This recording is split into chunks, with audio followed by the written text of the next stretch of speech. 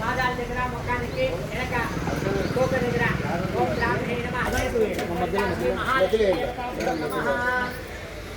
నానావిధ పరిమళ పత్ర పుష్పాక్షతాన్ని సమర్పయామి. సర్వమంగళమాంగళ్యే శివే సర్వార్థకారకే శరణ్యే గోదేవతాభ్యై నమః. నానావిధ పరిమళ పత్ర పుష్పాక్షతాన్ని సమర్పయామి.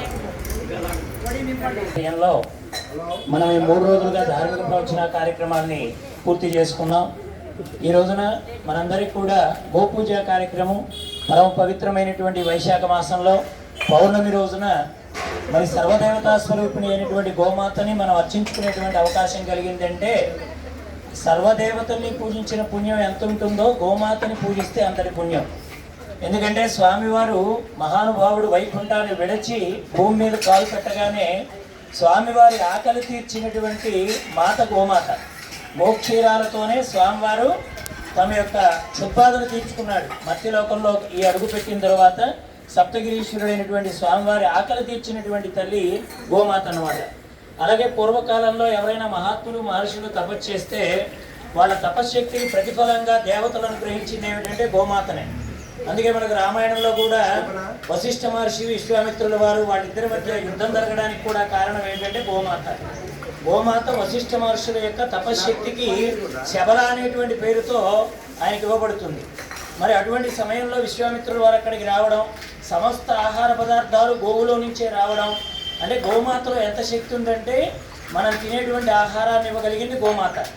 అలాగే మనము భుజశక్తిని నమ్ముకుంటాం, అంటే శక్తిని భుజబలాన్ని నమ్ముకుంటాం. అంతటి గొప్ప శక్తులు కలిగినటువంటి సేనాధిపతుల్ని కూడా సృష్టించగలిగిన శక్తి గోమాతకు ఉంది. అందుకనే వశిష్ఠుల వారు ఆ విశ్వామిత్రుల వెంట గోవుని పంపడానికి ఇష్టపడకపోతే అప్పుడు విశ్వామిత్రుల వారు సైన్యాన్ని పంపిస్తారు గోవును లాక్కురమ్మని. ఆ సమయంలో గోవులో నుంచి సైన్యాధిపతులు పుడతారన్నమాట. వాళ్ళందరూ కలిసి విశ్వామిత్రుల యొక్క సైన్యాన్ని తుత్తునీయులు చేస్తారు రామాయణంలో. అంటే గోవులో కూడా సేనని సృష్టించగలిగిన శక్తి ఉంది, ఆహారాన్ని ఇవ్వగలిగినటువంటి శక్తి ఉంది, సర్వదేవతల్ని కొలిచినటువంటి ఫలాన్ని ఇవ్వగలిగిన శక్తి ఉంది కనుక మరి అటువంటి పరమ పవిత్రమైనటువంటి మాధవ మాసం, మన వైశాఖ మాసానికి ఇంకో పేరు ఏమిటంటే మాధవ మాసం.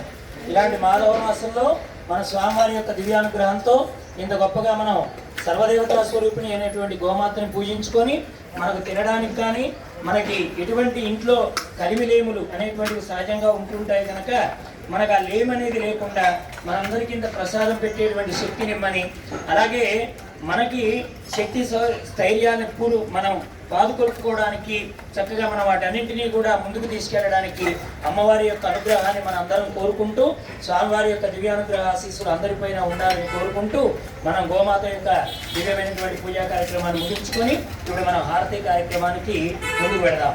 ఓం రేషాయ.